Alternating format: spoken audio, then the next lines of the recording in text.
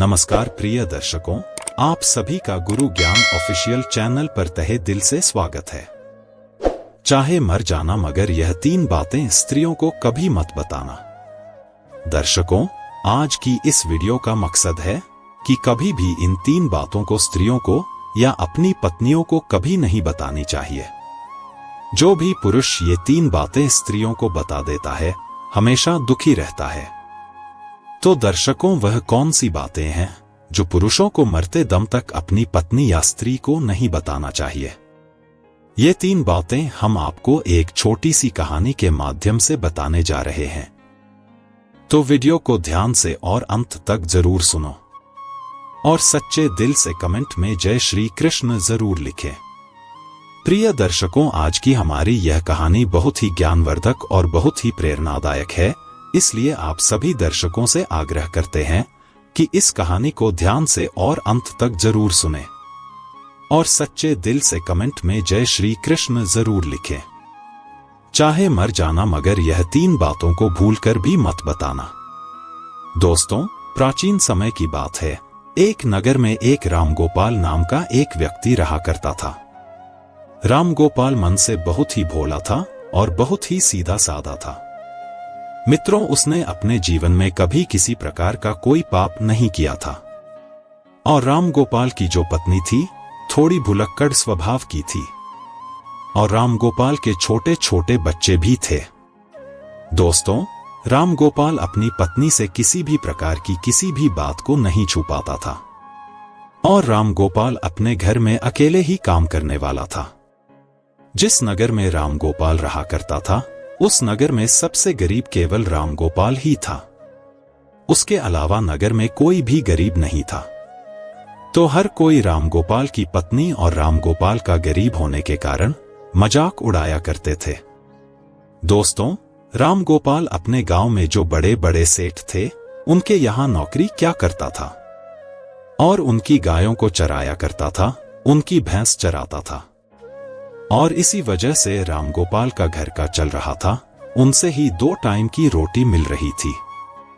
परंतु एक दिन की बात है कि किसी कारणवश रामगोपाल जिस सेठ के यहाँ काम किया करता था उस सेठ ने रामगोपाल को बुलाता है और रामगोपाल से कहता है कि रामगोपाल, अब तुम्हें कल से आने की कोई जरूरत नहीं है, क्योंकि हमने तुम्हारे अलावा किसी दूसरे को काम पर रखा है। इसकी वजह से अब हम तुम्हें नहीं रख पाएंगे और तुम्हारी जो पिछले महीने की पगार है उसे तुम ले जा सकते हो और यहां से जा सकते हो।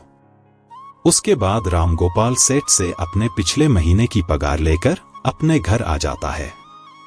रामगोपाल बहुत ही दुखी होता है और फिर घर आकर जैसे ही अपनी पत्नी को पैसे देता है तो रामगोपाल की पत्नी बहुत ही खुश होती है।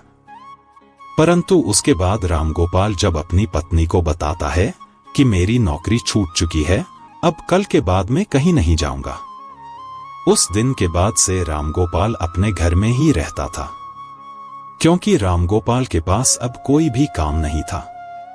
दोस्तों, उसके बाद देखते ही देखते कई दिन बीत गए, परंतु रामगोपाल को कोई भी काम नहीं मिल रहा था और घर में रखे हुए जो पैसे थे जो उसे उसके सेठ ने दिए थे वो भी धीरे धीरे खर्च हो रहे थे।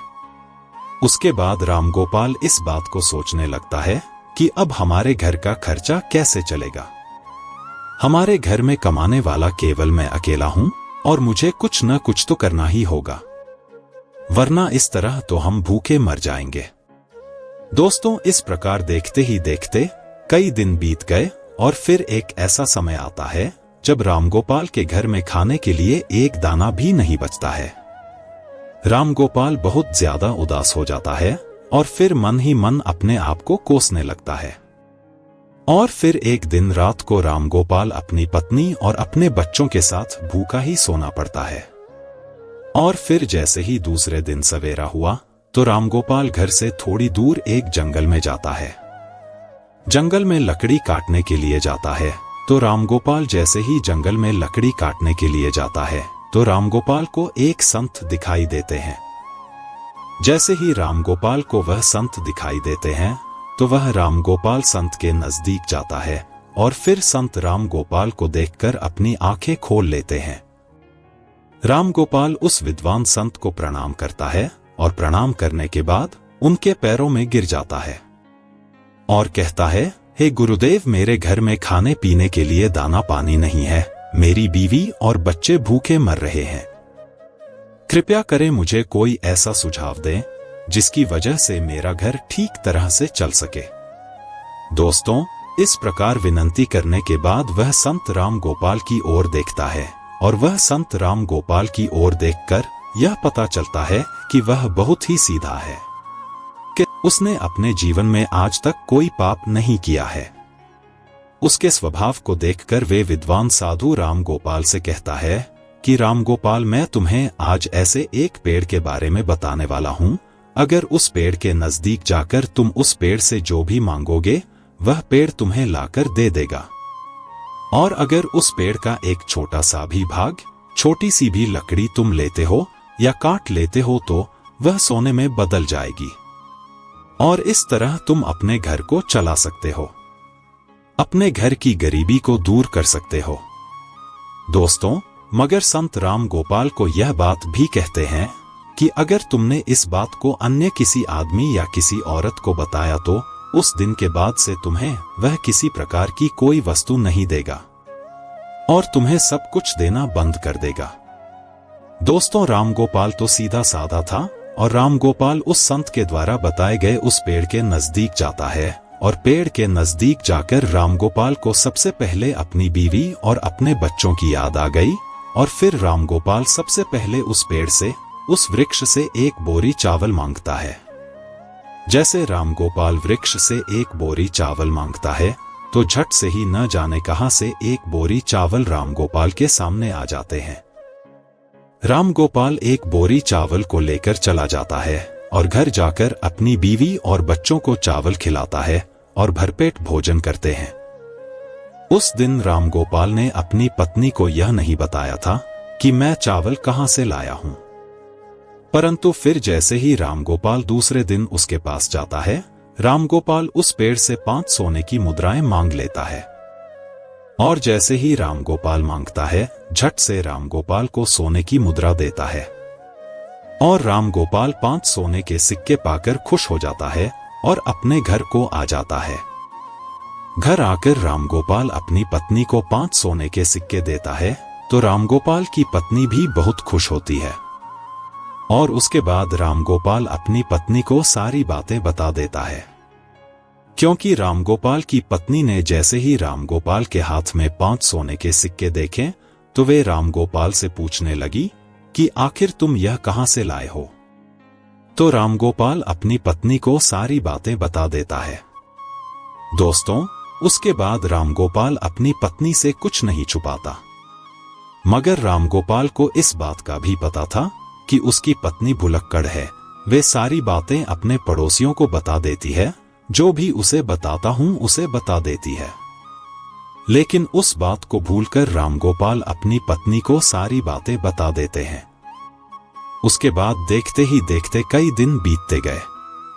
रामगोपाल इसी तरह रोज 5 सोने के सिक्के उस वृक्ष से मांग कर लाने लगा, और फिर एक दिन की बात है जब रामगोपाल अंत में उस वृक्ष से हजारों सोने के सिक्के मांग लेता है तो झट से एक बोरी भरकर रामगोपाल के सामने सोने के सिक्के आ जाते हैं।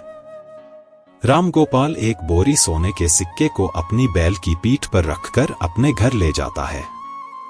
दोस्तों, सोने के सिक्के पाकर और उस विद्वान संत का आशीर्वाद पाकर रामगोपाल देखते ही देखते बहुत धनवान हो गया। रामगोपाल के पास बहुत सारा धन हो गया। रामगोपाल जिस सेठ के यहां नौकरी किया करता था उससे भी ज्यादा तरक्की रामगोपाल ने कर ली, और रामगोपाल उससे भी ज्यादा धनवान हो गए। दोस्तों, ये सब देख करके रामगोपाल के सारे गांव वाले दंग रह गए और वे सोचने लगे कि आखिर यह भुलक्कड़ स्वभाव का रामगोपाल इतना धनवान क्यों हो रहा है। दोस्तों, रामगोपाल से अगर कोई भी इस बात को पूछता कि तुम आखिर इतनी जल्दी धनवान कैसे हो रहे हो, तो रामगोपाल किसी को भी सच नहीं बताता था, क्योंकि रामगोपाल से विद्वान साधु ने किसी को बताने के लिए मना किया था। परंतु वे लोग रामगोपाल को छोड़कर रामगोपाल की पत्नी से इस बात को पूछने लगे। तो मित्रों, वो तो आपको पता ही है कि रामगोपाल की जो पत्नी है वे भूलकर स्वभाव की थी। उसके पेट में कोई भी बात नहीं बचती थी। रामगोपाल की पत्नी सारी बातें गांव वालों को बता देती थी कि आखिर मेरा पति कहां से धन लाता है। तो रामगोपाल की पत्नी सारी बातें उनको बता देती है। और देखते ही देखते रामगोपाल जब एक दिन फिर से उस वृक्ष के पास धन लेने के लिए जाता है तो वह वृक्ष रामगोपाल को धन नहीं देता है। रामगोपाल कई बार उससे मांगता है, मगर रामगोपाल के मांगने पर भी वृक्ष रामगोपाल को कुछ नहीं देता है। मित्रों, उस दिन रामगोपाल फिर से अपने घर जाता है और इस चीज के बारे में ज्यादा नहीं सोचता है। मगर जब रामगोपाल दूसरे दिन फिर से वृक्ष के पास जाता है तो उस दिन भी रामगोपाल कई घंटों तक उस वृक्ष से मांगता ही रहता है, मगर कुछ भी उसे प्राप्त नहीं होता है। फिर रामगोपाल निराश होकर वह सोचता हुआ अपने घर आ जाता है। तो रामगोपाल अपने घर आकर अपनी पत्नी से कहता है कि आज मैं वृक्ष के यहां जाकर आया हूं, मगर वृक्ष से आज मैंने जब धन मांगा तो वृक्ष ने कुछ नहीं दिया। कहीं तुमने किसी को वृक्ष के बारे में बता तो नहीं दिया। तो दोस्तों, रामगोपाल की पत्नी भुलक्कड़ स्वभाव की थी और वो अपने मन में किसी भी प्रकार की बात नहीं छुपाती थी और इसमें कोई संदेह नहीं है। तो रामगोपाल की पत्नी रामगोपाल से कहती है कि जब मुझसे गांव वालों ने पूछा कि इतना सारा धन तुम्हारे पास कैसे आ रहा है तो मैंने उन सबको बता दिया। दोस्तों, अपनी पत्नी के मुख से यह बात सुनकर रामगोपाल समझ जाता है कि हो न हो यह सारी करतूत मेरी बीवी की ही है। उसके बाद में रामगोपाल अपनी पत्नी को बहुत गुस्सा हो जाता है और फिर इस तरह से कई महीने बीत जाते हैं। रामगोपाल के पास जो धन था वह धीरे धीरे खर्च होता जाता है और देखते ही देखते रामगोपाल फिर अमीर से गरीब होने लगता है और देखते ही देखते फिर से रामगोपाल की स्थिति वही हो जाती है। रामगोपाल के घर में खाने के लिए दाना नहीं बचता है। दोस्तों, एक दिन जब फिर से रामगोपाल की पत्नी और रामगोपाल और उसके बच्चे रात को भूखे सोते हैं, तब रामगोपाल अपनी पत्नी को कोसने लगता है और अपनी पत्नी से कहता है कि भुलक्कड़, यह सब तुम्हारी वजह से हो रहा है। अगर मैं तुम्हें नहीं बताता तो आज यह दिन नहीं देखना पड़ता। इस प्रकार रामगोपाल अपनी पत्नी से कहता है। मगर मित्रों, कहते हैं कि अब पछताए क्या हुए जब चिड़िया उड़ गई। इस प्रकार रामगोपाल अपनी पत्नी से कहता है, मगर अब बहुत लेट हो चुका था। मित्रों, फिर एक दिन रामगोपाल उस संत को ढूंढने के लिए फिर से जंगल में जाता है, लेकिन वह संत फिर कभी उसे नहीं मिलते हैं। तो दोस्तों, इस कहानी से हमें यह सीख मिलती है कि कोई भी बात किसी को बताने वाली नहीं है। वह बात कभी भी कोई स्त्री से नहीं बताना चाहिए, क्योंकि स्त्री एक ऐसी चीज है, वो अपने पेट में कोई बात छुपा नहीं पाती। तो दोस्तों, आशा करता हूं कि आपको वीडियो पसंद आया होगा। यदि आप हमारे चैनल पर नए हैं तो कृपया वीडियो को लाइक करें और चैनल को सब्सक्राइब करें। आपका एक लाइक हमें प्रेरणा देता है और हमें और अधिक प्रेरित करता है। धन्यवाद।